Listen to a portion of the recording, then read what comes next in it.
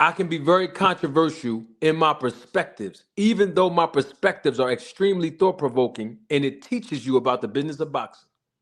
And sometimes when I'm a little bit critical on certain professional boxers and their representation, a lot of people get lost in the fact that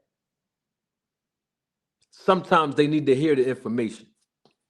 But I want to give credit where it is due, and I always want to give flowers so that the person that's still here can smell them.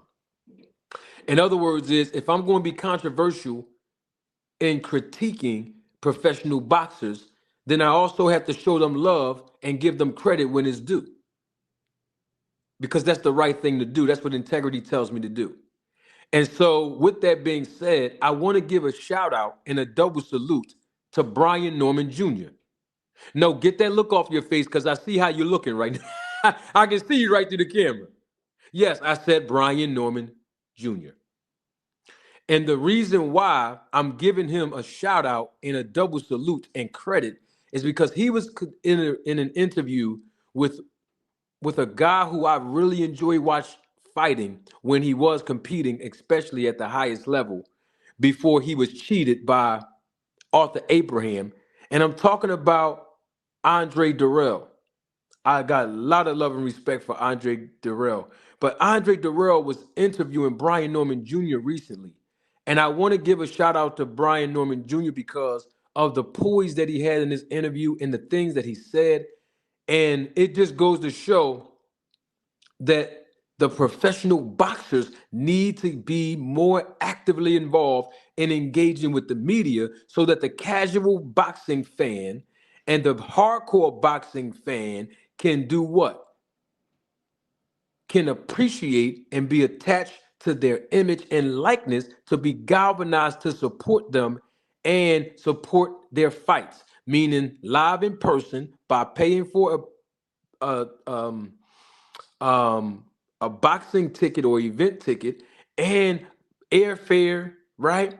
Hotel stay, the whole experience when going to support fighters and when the fighters compete through streaming platforms like a DAZN, right? Or Amazon Prime or even ESPN to pay for the pay-per-view to support the fighter.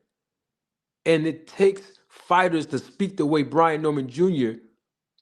spoke. And I'm actually going to play the audio because this is one of the reasons why I tell the fathers of these professional fighters to step back and let the sons get the shine so that the boxing community can hear these young men, can hear these professional boxers speak with some sense without all of the antics to make them more agreeable to other demographics.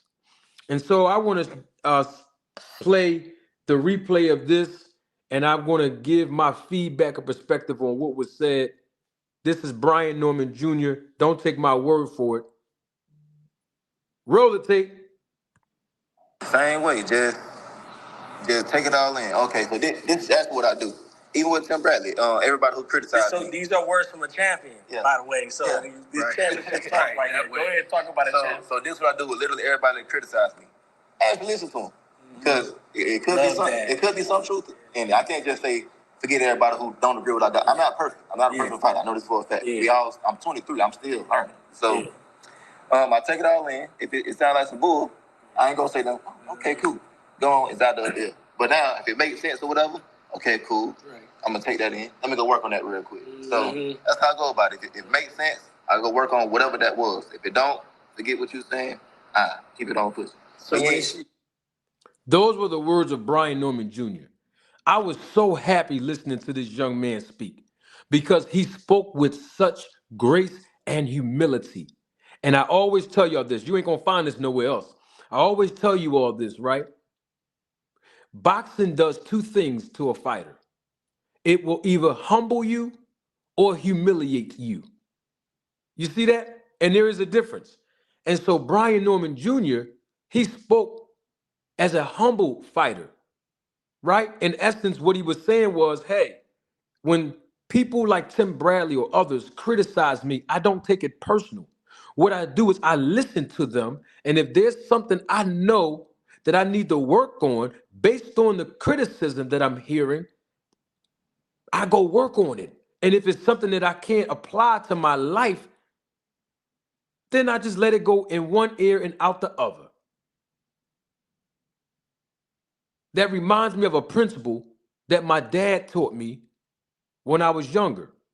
He used to always say to me, learn how to chew up the meat and spit out the bones. In other words, is reflect on the things that apply to you when you're hearing it from someone else. And the things that don't apply to you, spit the bones out. And when I heard Brian Norman Jr. talk, this only illustrated my perspective on why his dad need to allow him to do more of the interviews on different platforms. Because if I'm a manager and I'm in the business of boxing and I hear how this young man articulate and I hear how this young man makes sense when he speaks, when I hear how this young man humbles himself as a professional boxer, that's an opportunity that young man will have to go far in this business. And that's the part that I like. Whereas though, on the contrary, when his dad speak with the antics and the vulgar language and the critiquing and criticizing and putting other fighters down, it takes away from the audience getting an opportunity to learn Brian Norman Jr. and to also embrace what he brings to the table. In other words, is these fathers diminish their son's reputation just by their antics overshadowing how humble their sons are. And so I just want to give credit where it is due to Brian Norman Jr. I mean, it don't get no more better than that when we talk about humility as a professional boxer. I'm so impressed with the young man, and I tip my hat off to him. Now, that doesn't mean I don't mean exactly what I said about the negotiation breakdown that should have never happened if they had good representation. But at the same time, when I separate and isolate the professional boxer from all of the antics and all of the foolishness and all of the large volumes of unnecessary tactics, then I can address the fighter, him or herself.